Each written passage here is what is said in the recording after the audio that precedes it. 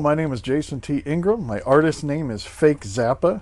I have a background in professional music, multimedia art, and production, and I've been living on disability and support for over a decade for mental health reasons. And a lot of people don't know this though, but I have an extensive background in church music and church work. I've done youth work, I've done missionary work, I've gone to 2 Bible schools. And if you look at my life now, nothing really resembles that, and so I don't identify as a Christian.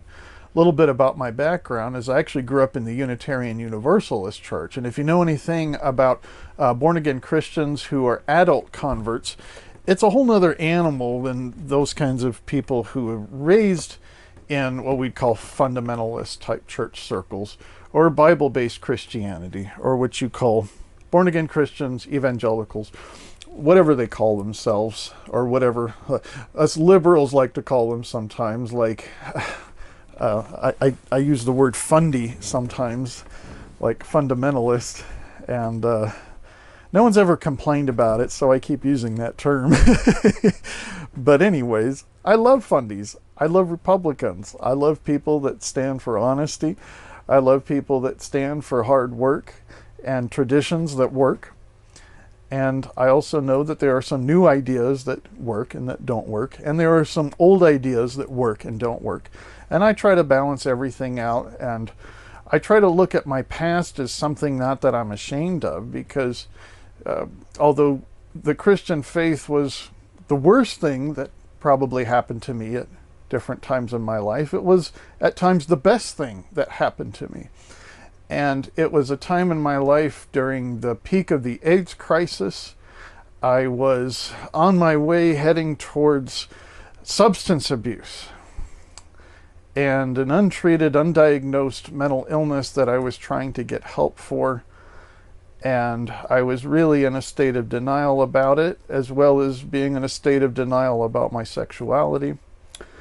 And basically looking for answers, looking for hope, and ended up on a one-way ticket to California. Ended up getting on my knees and praying to God, and suddenly this guy in the lobby who I had talked to down in Long Beach, California, at a prosperity type new agey get rich quick scam that I had flown down there for, and just took this sort of leap of faith. But when you're 20 years old, you really don't have much to lose. And when you're 20 years old, you can sleep just about anywhere and eat just about anything. And so, to make a long story short, he hands me a one-way plane ticket to Anchorage, which was funny because that was one of 2 places that I wanted to move to, because my hometown pretty much rejected me. And they had no use for a low-functioning person who didn't have social skills to make it in the art world, no matter what I had to contribute to the world of arts and entertainment.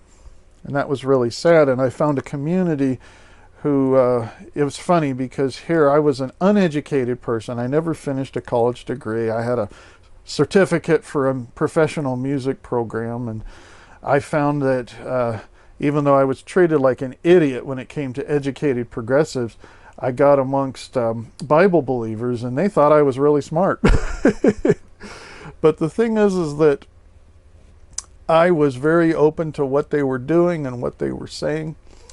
And eventually I was pretty much 100%. I mean, there might have been some things in the back of my head that I think I had some lucid moments during this when I saw some of the abuse that went on with some of the kids and how it affected them, and how they just couldn't hold on to young people the moment they became of age. They were so flipped out of what was going on in Bible-believing circles. So here I am the age of people that they usually lose once they get about 20 years old.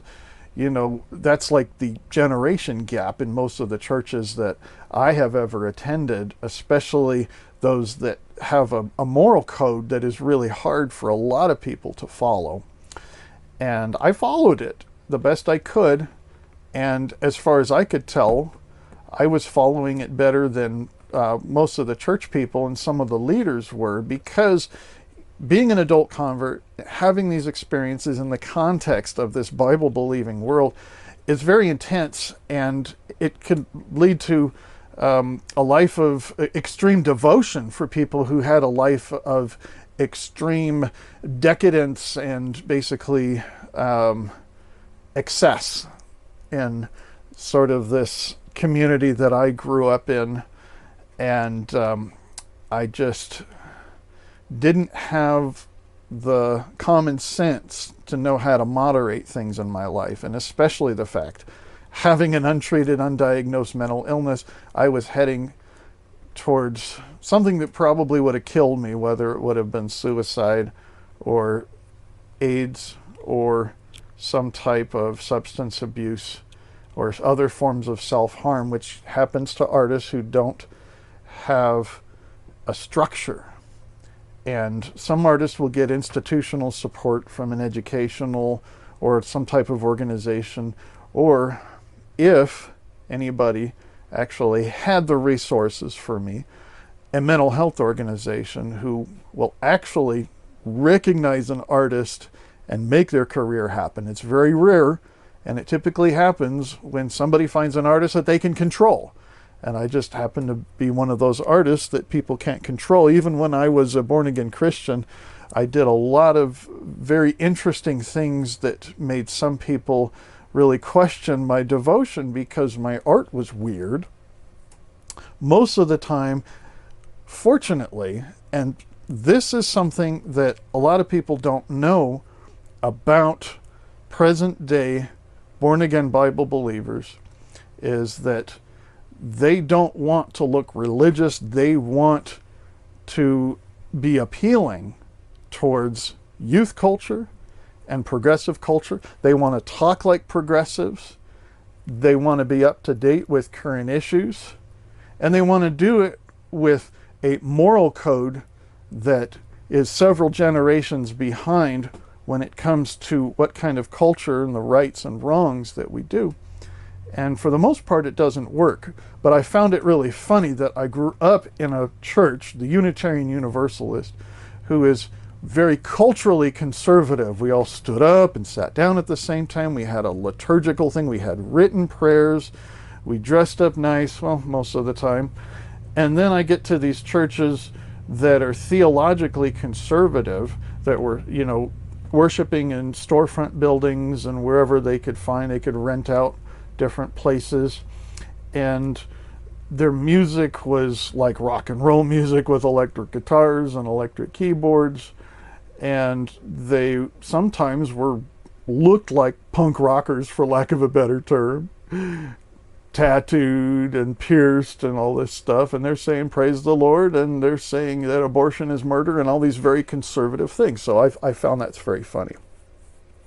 So for the first 7 years or so, my Christian experience was for the most part positive, although I was reading my journals back in 2010 to 2012. I was trying to write my memoirs, and that was a big mistake because I was trying to interpret everything from a perspective of spending 8 years of trying to go from an anti-gay conservative, like a pro-conversion therapy type thing, and fading out of that into this kind of watered down liberal form of Christianity, which didn't really challenge me. And I just got around people that didn't talk about prayer and didn't talk about answered prayer, for one thing, and didn't really seem to have much of a substance when it came to what I considered faith or not.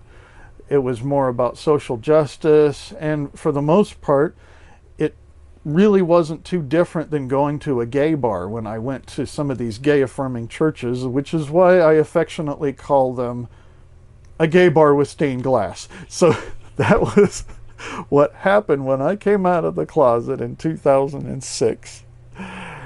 And I walked away from the anti-gay therapy and the programs that I was into and all the abuse, and, a suicide attempt will wake somebody up, definitely. So the church and the Bible and the people and the belief system and everything that gave me a reason to live gave me a reason to die. And I see it that way. It is as helpful as it was harmful. And in the last several months, I've been reintroducing things in my personal faith which is just this typical hodgepodge that a lot of progressives have of picking and choosing things they like from religions, and I'm not proud of that. And in fact, it seems to make me isolated because, you know, trying to get into a Western Buddhist meditation type center and hearing their rigmarole, and I thought, well, you know, this is very helpful to my mental health as far as doctrinally, but that culture was very harmful to my mental health because I wasn't around people who were just very upfront, and I wasn't around people who were very dedicated to really helping people and really seeing through what their needs are.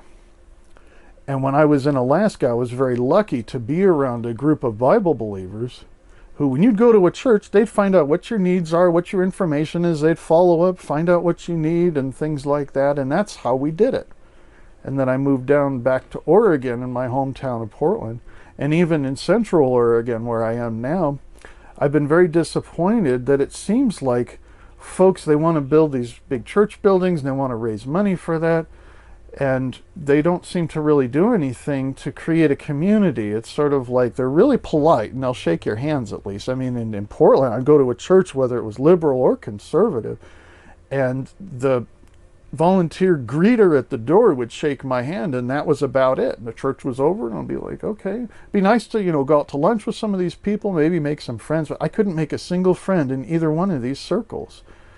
And it was really depressing, and it was really unusual. And maybe that's just the way things are going these days.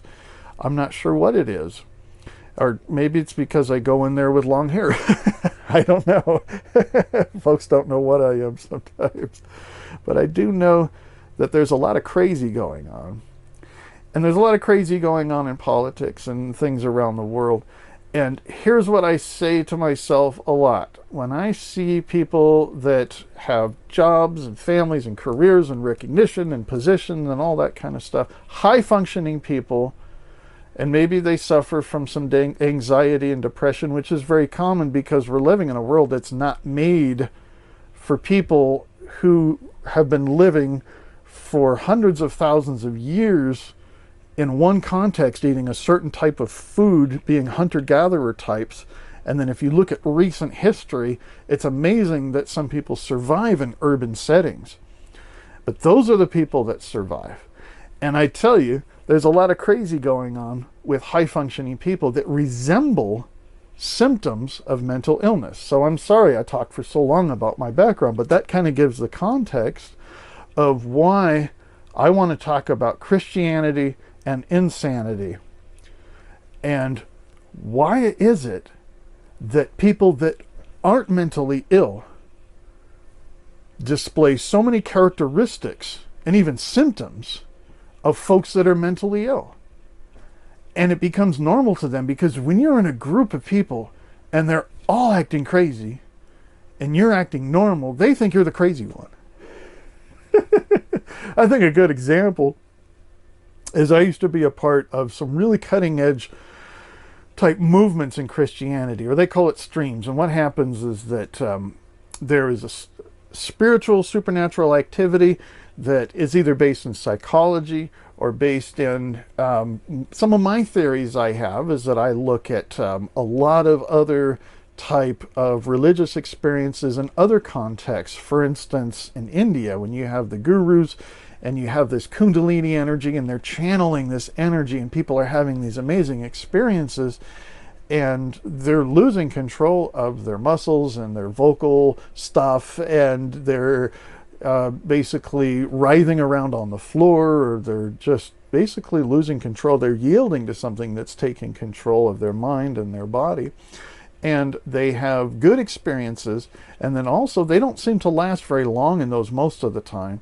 And what happens is that when people are dancing and shouting and running around and doing things where they're yielding to something that's taking control of their body, yeah, there's a lot of psychology involved in that, but I do see a lot of universal things that go on in spiritual circles where folks yield themselves to some kind of energy, and that energy is consuming, and a lot of times it's tainted with some type of leader that's wanting a lot of control over people. Basically, it's a mixture of spiritual principles, in my opinion, and psychology. And what I mean by psychology, I mean hypnotic suggestion.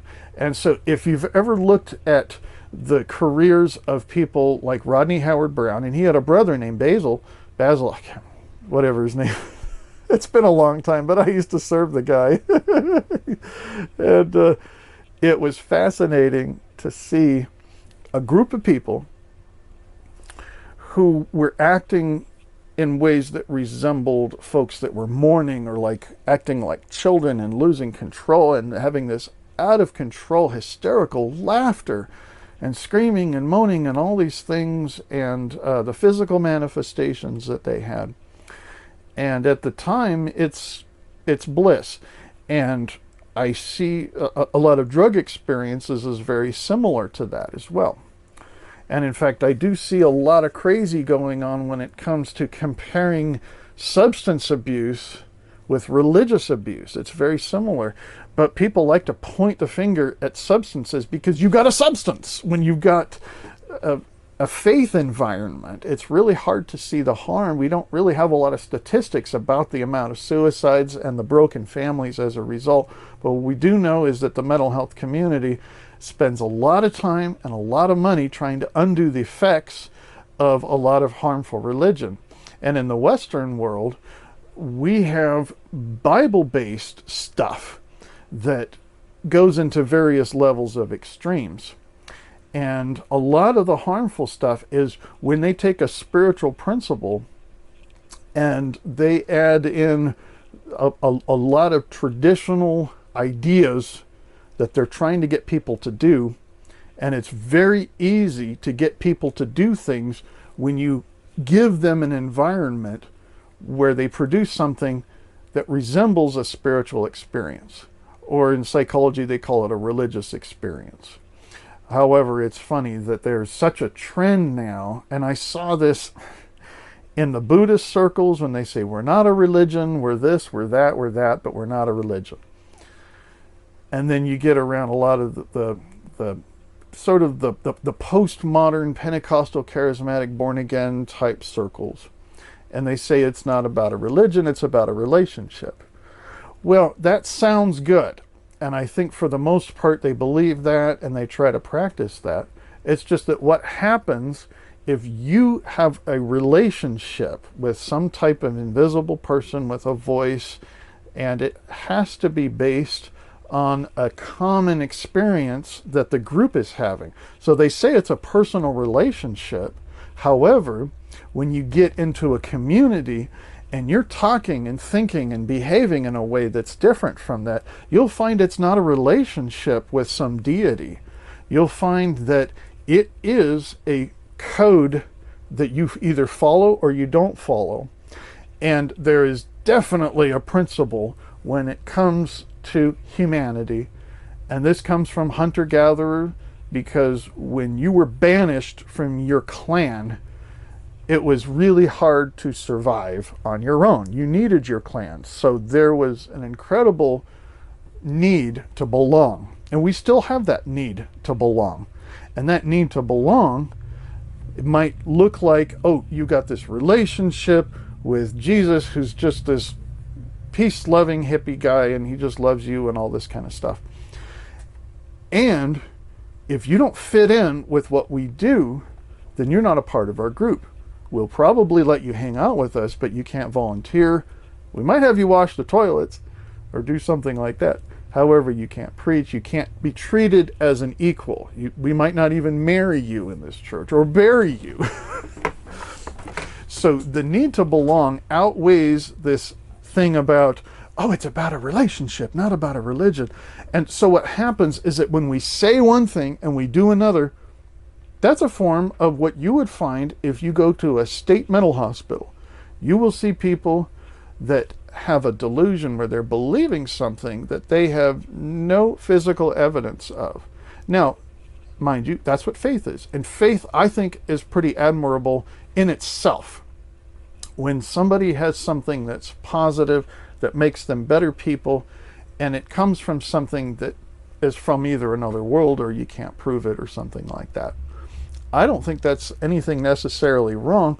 It's just that if we were to examine everything that our faith does and doesn't do, that meets needs or that does harm, I think it'd be interesting if we were to do something, and this might be part of the proto version of the working title of what I call the postmillennial cult, which has to do with renouncing everything when it has to do with faith and ideologies and all that stuff, or suspending those things that you're not willing to fully let go and examining them from an objective perspective that makes you think about it as if I had a choice in which God, because there's an idea that if somebody who really, really believes that their reality is formed by a biblical ideology, and especially a certain interpretation of the Bible,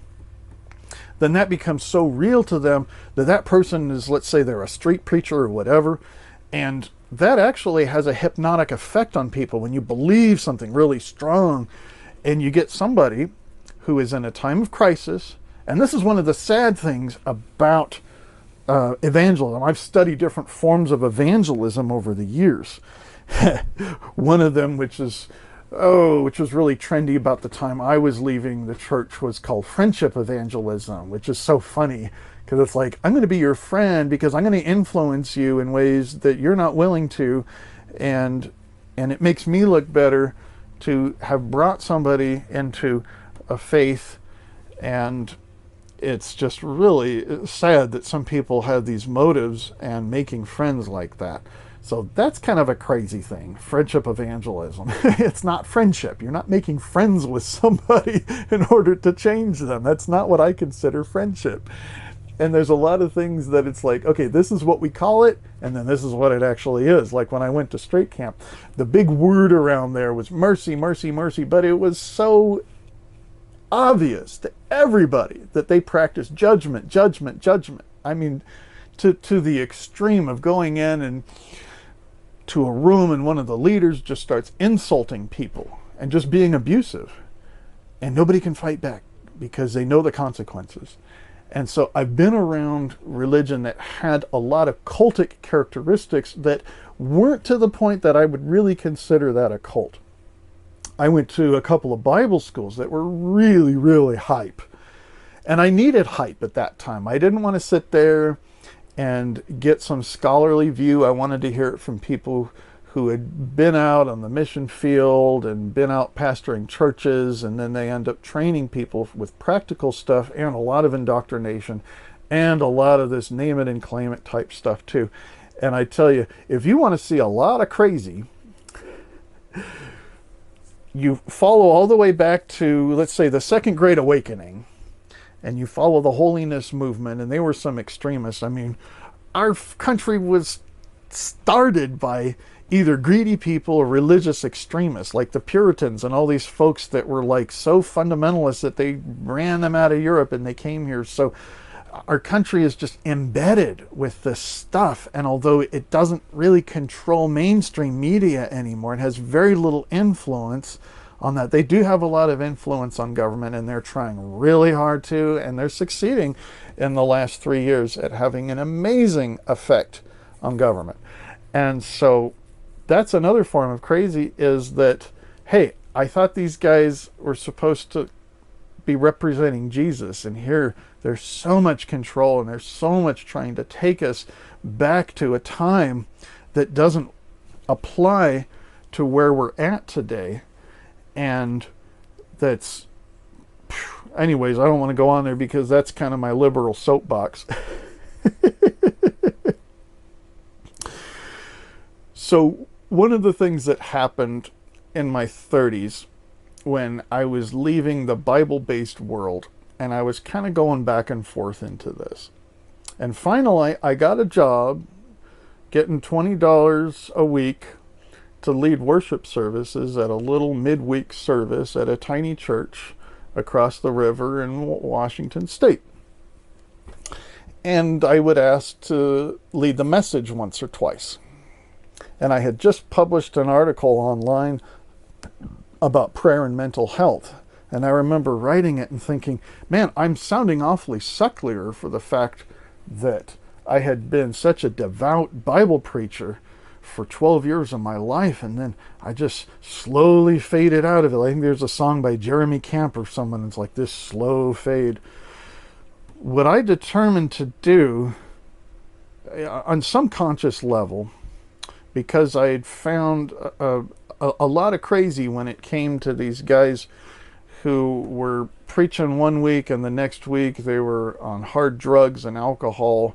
They would cry at the altar and they would have this flip-flop, these huge extremes like that. And I didn't want to be that way. So I acclimated. And it really actually took me 8 years to acclimate and to introduce things in my life that weren't allowed when I was a hardcore Bible believer. And it was back in, late in 2013, I was just turning 40. And this was, I think, the last sermon that I'd ever delivered in a church. And I wrote down on a little notepad all the things that were psychologically harmful when it came to the influence of the Bible and the church. And one of the big ones was codependency and kind of turning the other cheek. I mean, there's definitely this eye for an eye thing, and a lot of people believe that in the Bible. It's just that, well, Jesus said, no, we've done away with the eye for an eye thing. You turn the other cheek now.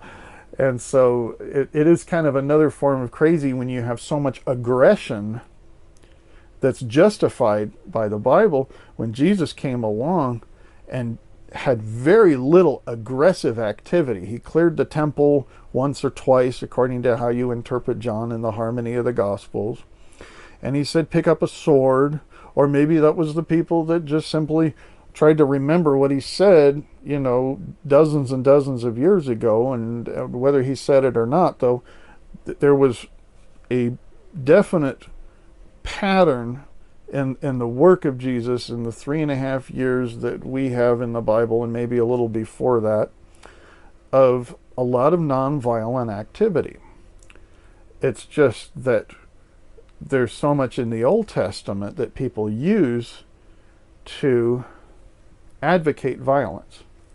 And this is a funny thing too, and I've been wanting to tell this story for a long time. It's sort of the epitome of when it comes to sex and violence.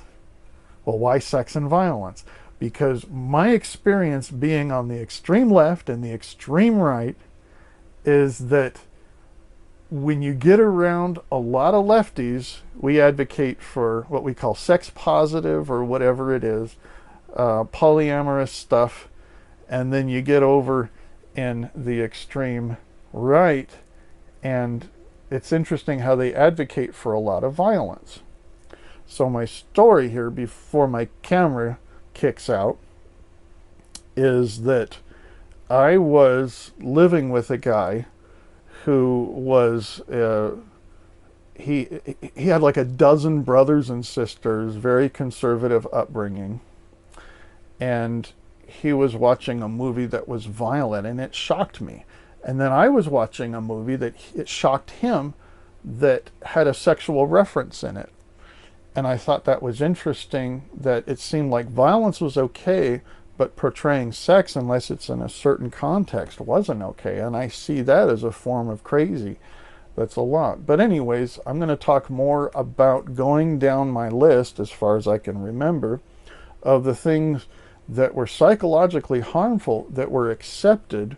Because when you're in a room full of crazy going on and you're not crazy, they think you're the crazy one. And it is really weird how me being technically crazy has made my life very interesting, watching people that don't consider themselves crazy, and they do a lot of crazy.